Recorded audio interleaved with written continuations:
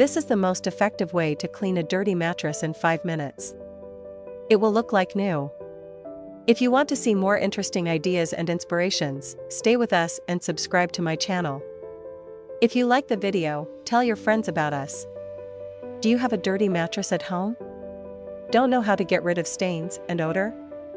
Today, we will introduce a very simple way to eliminate stains, bacteria, and odor from your mattress. It's a useful method to quickly and thoroughly clean your mattresses. Unpleasant incidents happen at home, especially if there are small children or pets. With minimal preparation, you can remove stains from urine, blood, or wine from the mattress in just 3 steps. Repeat the process once a month to keep the mattress consistently clean. The result will pleasantly surprise you. This mixture of household ingredients is ingenious. You'll love this cleaning method, and you'll never clean a mattress any other way. You will need 5 milliliters of 3% hydrogen peroxide, 3 tablespoons of baking soda, a drop of liquid soap or dishwashing detergent. Here's how to prepare it. Create the mixture just before the cleaning process. This is the most effective way.